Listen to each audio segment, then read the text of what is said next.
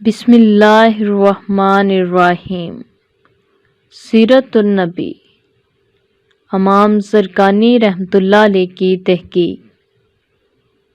عبداللہ بن احمد نے زیادات الزہد میں کہا، جب قبیلہ بکر بن وائل کا وفد رسول اللہ صلی اللہ علیہ وسلم کی خدمت میں آیا تو حضور صلی اللہ علیہ وسلم نے ان سے قس بن سعدہ عادی کے بارے میں پوچھا۔ انہوں نے کہا، یا رسول اللہ صلی اللہ علیہ وسلم، وہ تو مر گئے ہیں۔ فرمایا، گویا میں اس کو سوکے اکاز میں سرخ اونٹ پر سوار دیکھ رہا ہوں۔ اصحابہ میں ابن حجر نے کہا، صاحب کتاب البیان کے حوالے سے لکھا ہے کہ قس اور اس کی قوم کو جو فضیلت نصیب ہوئی وہ کسی عربی کو حاصل نہیں ہوگی، اس لیے کہ رسول اللہ صلی اللہ علیہ وسلم نے اس کا کلام اور بازار عکاظ میں اس کا اونٹ پر کھڑا ہونا اور وعظ کرنا خود بیان فرمایا اور اس کے حسن کلام پر تعجب فرمایا اور اس کی تائید فرمائی۔ اس شرف سے تو تمنائیں عاجز اور زندگیاں ختم ہو جاتی ہیں۔ اللہ تعالیٰ نے توفیق صرف قس کو نصیب فرمائی۔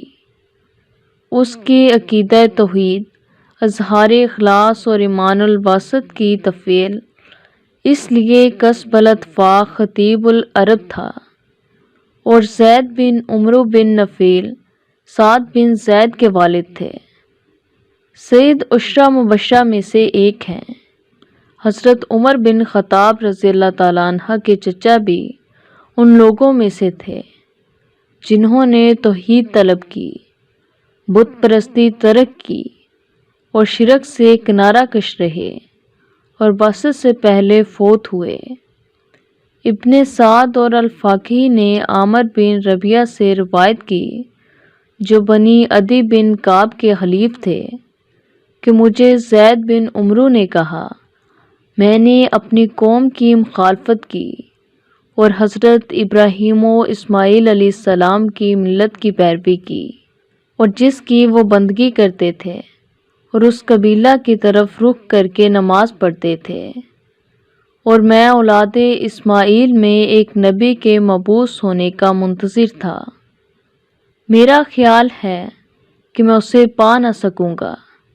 میں اس پر ایمان لاتا ہوں، اس کی تصدیق کرتا ہوں اور گواہی دیتا ہوں کہ وہ نبی ہیں۔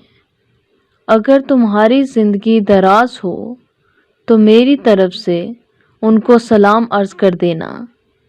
عامر کہتے ہیں، جب میں نے یہ تمام بات رسول اللہ صلی اللہ علیہ وسلم کو عرض کر دی تو سرکار صلی اللہ علیہ وسلم نے اس کے سلام کا جواب دیا اور اس کے لیے دعائے رحمت فرمائی اور فرمایا، میں نے اسے جنت میں دامن گھسیٹتے دیکھا ہے۔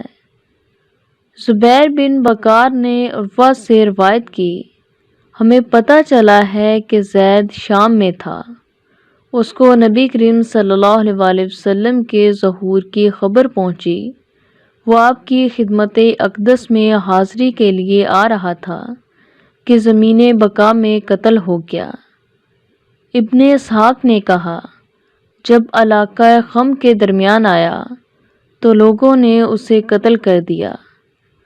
یہ بھی کہا گیا ہے کہ بعثت نبوی سے 5 سال پہلے قتل ہوا۔ البزار اور طبرانی نے حضرت سعید بن زید رضی اللہ تعالیٰ عنہ سے روایت کی کہ میں اور حضرت عمر رضی اللہ تعالیٰ عنہ نے رسول اللہ صلی اللہ علیہ وسلم سے پوچھا تو آپ نے فرمایا، اللہ ان کو بخشے اور رحم فرمائے، بے شک وہ دین ابراہیم علیہ السلام پر فوت ہوئے ہیں۔ شکریہ۔